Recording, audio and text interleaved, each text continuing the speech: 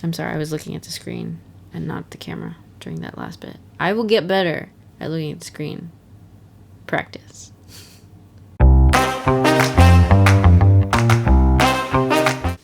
Hello and welcome to Live Your Best Green. I am Vera and you are awesome for watching this video. So let's get started. Thanks to your votes on my Instagram. Thank you for engaging with me. I'm going to do a video on the Canada wildfires that are happening right now and their relation to climate change. So hearing about the wildfires that are happening, similarly to how I reacted when the wildfires were happening in Australia and in California and basically anywhere, my initial reaction is climate change. It's climate change. It's always the answer with extreme weather nowadays is climate change. And I've just become desensitized to that fact. I mean, maybe it's a mix of desensitized and also annoyed, because it's like, to me, it's like the earth is screaming at us, be like, I'm burning, I'm on fire, I'm sick, I have all these problems with me, help me. And I am like, girl, I get it, I'm with you, I'm trying to help you. When I see these articles, I'm used to it at this point, because the earth has been sending us this message for a while. And you know, maybe that's just me, and maybe I need to take a step back and not be desensitized. And so we're gonna dig into the research. Let me not just jump to the conclusion of it's climate change, even though it is. So the short answer is that climate change causes extreme weather conditions, such as increased temperatures and longer periods of drought, which is the case in Canada, in addition to the fact that Canada is typically prone to lightning strikes. So you've got dry, hot areas, lightning. You can do the math. Perfect recipe for a wildfire. Oh, but wait. Wildfires are a naturally occurring thing in some ecosystems. So why is it climate change and not just business as usual? Well, let me tell you why.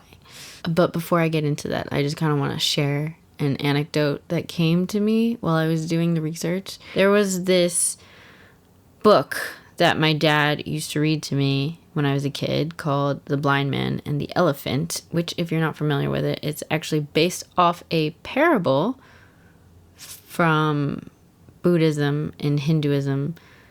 But basically, there's this group of blind men that have never encountered an elephant. They do not know what an elephant is.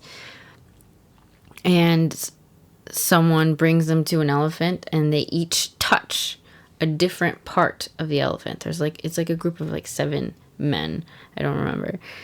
And one guy's touching the tusk, another guy's touching the trunk, another guy's touching the tail, another guy's touching the belly, and another guy's touching the leg. And then they all gather at the end of the day and tell each other what an elephant is like. And one guy's like, oh, it's like a big strong wall. And another guy's like, oh no, it's skinny like a snake. And they're all confused. And the moral of the story is that neither one of them had the entire picture. So each one of them came to a different conclusion. And I feel like that is a very apt description of what's going on when it comes to climate change coverage in the media. People spout this, other people spout this. They're focusing on this one thing that proves their own narrative, and they're not looking at the big picture. Specifically, I heard like there's this climate deniers in particular cite like, oh, in this area it's actually colder than it's ever been, so no, the world is not warming. I mean, first of all, that is why the messaging has changed from global warming to climate change, because global warming has that misconception and allows people to be like, oh, well, it's colder over here, so the world's not warming. No, that's just one part of the elephant. the entire Earth is a very complex system. And so even though it's cooling in some areas, it is in general warming in most other areas. And so you just always have to look at the big picture. And also referring to it as climate change rather than global warming, then you're getting all the different changes, whether it's getting colder or getting warmer or getting drier or getting more wet or whatever. It's just extreme. It's like all over the place. But I digress. My point is that when it comes to wildfires are also a complex situation that if you don't have all the pieces of the puzzle, you might not necessarily come to the right conclusion. That being said, here are all the pieces of the puzzle. One, like I talked about, the factors for increased risk of wildfire is drier and hotter. And so normally Canada experiences wildfires. They have a normal wildfire season, and it's usually in the west of Canada because that's where the environment is dry and hot. However, there are now more wildfires in the eastern side of the country, and those areas normally aren't as dry and hot. Areas such as prairies, mountainous regions, peatlands, which I will get to later, because that's like a whole mess. And so you have all these areas that aren't normally dry and hot and now are this season, dry and hot. So that's why you've got increased fires, both on the west side of the country and the east side of the country. Secondly, and I think this is like probably something that maybe not a lot of people understand, and it has to do with the health of the forest and how it's managed. There's a difference between a healthy forest, a balanced forest, well-maintained forest, and one that is not so healthy and not so balanced. In a balanced forest, in an ideal situation, you have good spacing between mature trees and then minimal brush and smaller vegetation underneath. So when a wildfire starts naturally, it consumes all the brush, all the tiny little plants under the canopy of trees. And because it's just the brush, the fire doesn't really get that big and dies out on its own pretty quickly, so that you don't need firefighters coming in, and thus it's a natural occurring wildfire and the ecosystem takes care of it by itself. So after the wildfire consumes the brush, it kind of helps regenerate the land and the mature trees remain and the cycle repeats. Now with an unhealthy forest or one that is improperly maintained by humans, and I will get to that later as well, you have overcrowding of trees, and that causes issues because then it allows the wildfire to catch on to more things and grow higher and higher in the canopy until the entire tree is consumed and not just the brush. And then you're left with a dead tree, and then the brush grows back amongst the dead trees, and then you're left with a dead forest full of dry bark that is more likely to ignite when you have drier and hotter seasons. Because it's basically just flint. What's the word? Flint? Timber? Tinder? Tinder. Is it Tinder? Oh my gosh.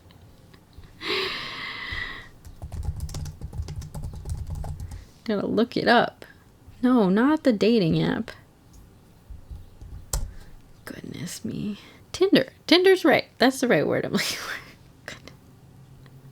I swear I'm smart. Yes, so that's, as I was saying, you're left with dead trees that just act as tinder in the future. And so that's one piece of the puzzle. And going back to poorly maintained, for a while there was the idea that whenever there's a fire in the forest, gotta put it out. So fire suppression was the protocol, and wildfires weren't allowed to run their course as they should naturally. And so because fire suppression was the norm, the underbrush wasn't recycled regularly and was allowed to flourish, and therefore provided more tinder. More tinder. I'm gonna laugh now every time I think about that. When fires do occur, they run through the forest a lot faster because there's all this growth underneath that provides fuel for the fire. And in addition to fire suppression being the protocol, there's also issues with commercial species, planting of commercial species. So it's basically any tree that can be used for wood or timber, not tinder, trees that are specifically planted for Christmas trees, things that are just literally just for commercial use. And those species of trees aren't necessarily as fire resistant as the trees that are native to those environments or those specific areas and have adapted to the environment to be fire resistant. And so the fire resistant trees are the ones that you want in the healthy forest that allows for wildfires to burn, die out on their own. And that's why you're left with forests that can't handle wildfires that occur naturally and therefore need human intervention to put out those fires. So the pieces of puzzle so far: 1, more areas that are hotter and drier than normal. 2, unhealthy forests due to improper management or just overcrowding or commercial planting of non-fire tolerant trees. The third is just human development in the forest. Some people go out into the woods, build property because it's quiet and secluded, which isn't necessarily a bad thing. But if there's fire in that area that's supposed to be a wildfire and supposed to run off and do its course, then you have to implement fire suppression because there are residents nearby. Or if there's other commercial buildings or other residential places within the forest, it also creates more likelihood of accidental fires caused by just human error or combustion from vehicles. Just the existence of humans within the forest just complicates the matter more, rather than an untouched forest that can do its own thing. Man, humans, what are we doing? Not to say that you can't live in the woods, just, there are inherent risks when that happens. So now that we have the puzzle pieces, what do we do with the puzzle pieces? On the one hand, the proof is almost in the pudding. Like, if you take a look at these graphs, these are the current wildfires that are happening in Canada right now. And then if you look at this same map a year ago, 2 years ago, 3 years ago, but then if we take a look at the this chart right here that has more aggregate data, it's pretty damning. So this chart is hectares of land burned per fire in each year leading up to 2023. Well, each chunk of years leading up to 2023. That's per fire. And then this one is just annual amount of land burnt. Either way, 2023 is pretty crazy. Again, back to the whole climate change thing.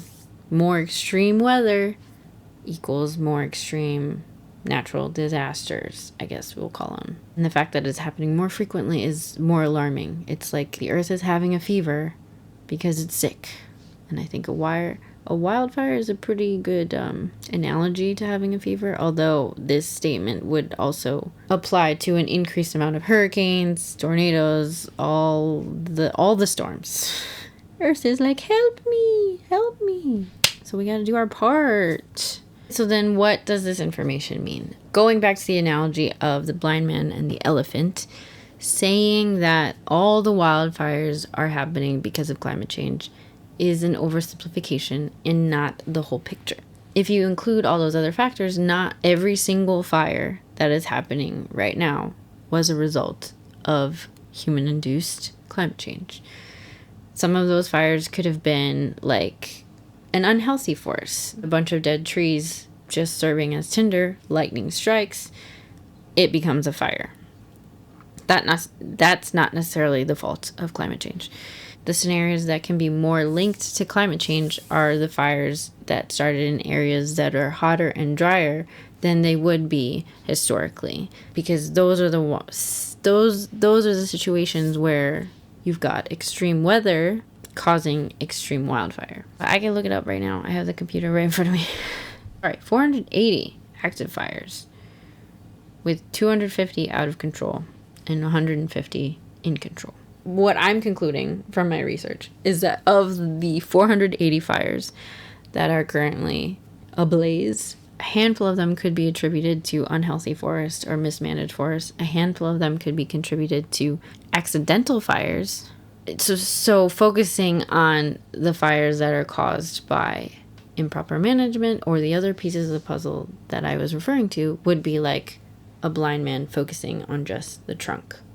The bigger picture is still climate change causes extreme weather conditions, drier and hotter, which then increases the risk of wildfire. Now, the funny thing is, in doing my research, I came across, I went to Twitter, not because Twitter is like the golden standard of research sources, but because some scientists like to tweet, and they tweet articles, and then I go to those articles and I read them. So I'm not basing it off of the actual tweets, just the scientific articles that I find on Twitter. But in doing so, I did find a lot of conspiracy theorists who were tweeting about it, and I just thought it was funny. And I tried really hard to debunk those tweets.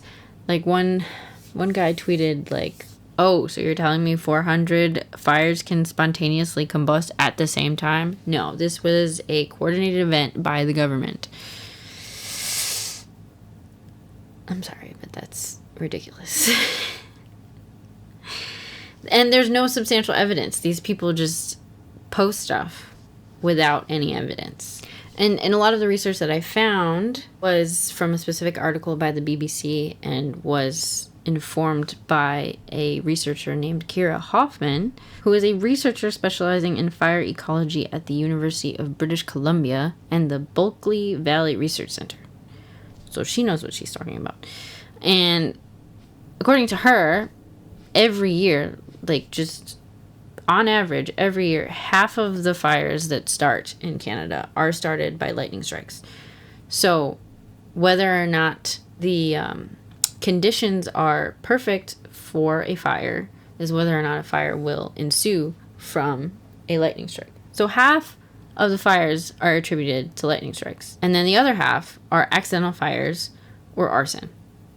And yes, currently there are some arsonists that are alleged arsonists that are under police investigation, but again, that's just one part of the elephant. You can't say that the whole thing was coordinated by the government or by eco-terrorists that are trying to fabricate wildfires so that they can then be like, oh, look, now we gotta fight climate change really hard because look what's happening. Like, creating a disaster so that people will act. That is also very far-fetched. And there are forms of eco-activism that aren't exactly ethical, but I don't think we should be putting stock in these conspiracy theories because there's just not enough evidence for it. So now that we know what causes the wildfires, let's talk about why it's bad. I mean, obviously fire is bad. The thing that inspired this video is the air quality, right? The smoke coming up from the fires has blown into the United States and is affecting our air quality as well as Canada's air quality. And air quality then leads to health problems, respiratory problems, exacerbating illnesses. It's bad. It's bad. So those are the health risks that happen from fire. Other bad things about fire. As if you don't already know.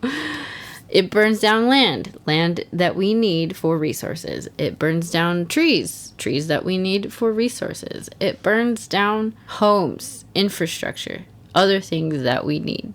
Fire is a monster, so obviously we don't want wildfires happening in our future. But the thing that I want to focus on, particularly because this is an environmental sustainability channel, is that the burning down of forests does not just affect human society and animals who live in those habitats, because that's the obvious thing that we think about.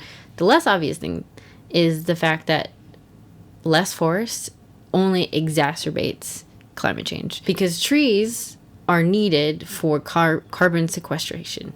Am I saying that right? Sequestration.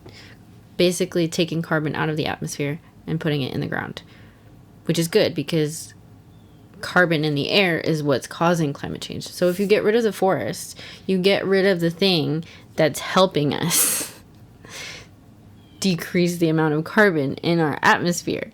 Another thing that forests do is they help keep the ground together. So you get less erosion and flooding. The less trees that you have, then the earth is loose. And then when it rains, it can erode and cause landslides and mudslides. And it's a domino effect. So we need trees. Trees are very important because if you don't have these guys gobbling up all the carbon, that's more carbon that's in the air. Other than the trees, I mentioned peatlands before. Peatlands normally don't catch on fire because they're moist. Peat is the deposit that kind of looks like soil, and it's basically just decomposed vegetation that exists in very wet environments like bogs and wetlands and peatlands. And peat is actually used by humans as a fuel source and for gardening because it's good for, what's the word I'm looking for? Fertilization. One thing that peat is really good at is sucking in carbon, more so than trees. There's a lot of carbon sequestered in peatlands. And because of climate change, the areas of peatlands, like which I said before, occurs in very wet ecosystems, those peatlands are drying up because the air is drier due to climate change and hotter. And peatlands normally don't get dry, but when they are dry, they are more susceptible to fire. And some of the fires that are happening in Canada right now, specifically in Alberta, are peatlands. And the problem is twofold. One, when peat is dried out, wildfires can spread through it very quickly. Very, very quickly. Just like whoop, because it's not a tree or a plant that has to like burn slowly. Secondly, when the peat burns off, it releases all the carbon that it did such a good job of sequestering. And now we got even more carbon up in the air. So wildfires it's a hot mess, literally, of taking away our biggest fighters against climate change and releasing more carbon in the air than we'd like. It's very bad. Part of the reason why, like I said in the beginning, I've become a little bit desensitized to news about wildfires because it's too sad to think about. And if I think about it too much, I'm going to get my eco-anxiety again, and I don't want to go there. So I was just trying to give you the facts in an unemotional way. So that's it. I think I covered everything that I researched. If you have any questions, drop them down in the comments, DM me on Instagram. Hopefully I can answer it for you, or if not, I'll go look it up for you and then tell you.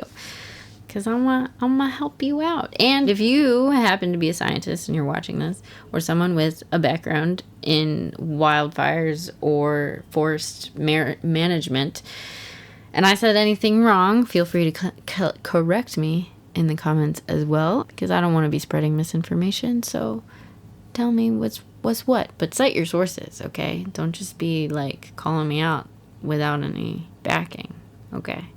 There you go. Now you know all about the Canada wildfires. Maybe not all about it. There was a lot of information, and I just tried to pick the stuff that was relevant. Hopefully you learned something about the Canada wildfires today, or about wildfires in general and how they're related to climate change. Now more so than they were previously, because again, they were naturally occurring. It's just now that they're occurring way more often than they should. And the optimist in me hopes that us Americans seeing our skies more smoggy than usual kind of is a wake-up call to some people, and that they realize that, oh snap, we actually have a problem and it affects me in my daily life.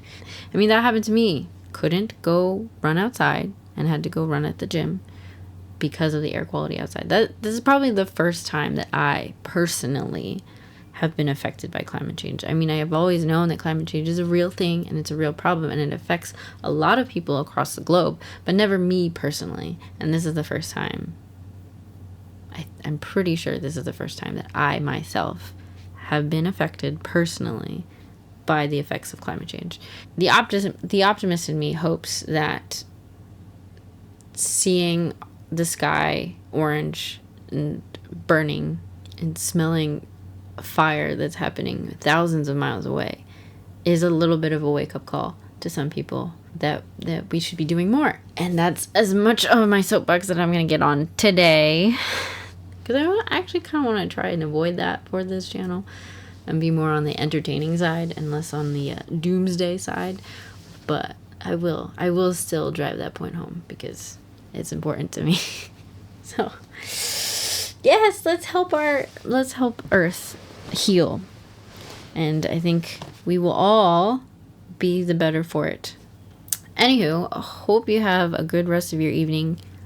I will see you next week. Don't forget to live your best green.